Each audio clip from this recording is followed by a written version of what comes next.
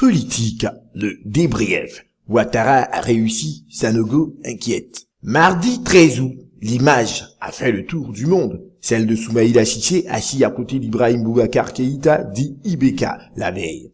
Le premier, donné perdant du deuxième tour de la présidentielle, a dit être venu, avec toute sa famille, reconnaître sa défaite et féliciter le second, le nouveau président élu. J'ai préféré à la tradition du Kofil, une tradition bien africaine, a commenté M. Cissé pour expliquer son déplacement au domicile d'Ibeka avec son épouse et son fils. Le monde entier a salué ce geste, alors que les coups de gueule pour dénoncer les soupçons de fraude n'ont pas manqué durant toute la campagne. On s'attendait au pire. Des lendemains d'élections très aigres, comme l'Afrique sait en servir. La sortie de Soumaïla Cissé a donc permis de faire baisser les tensions et d'éloigner des cités maliennes le spectre des agitations meurtrières. Le Mali aura donc réussi son saut dans la légitimité retrouvée, moins de 2 ans après le putsch qui a renversé Amadou Toumani Touré. Ce n'était pourtant pas évident quand l'a expliqué le ministre français de la Défense Jean-Yves Le Drian. Accomplir la tâche du retour à l'ordre constitutionnel devait obligatoirement passer par le combat pour recouvrir l'entièreté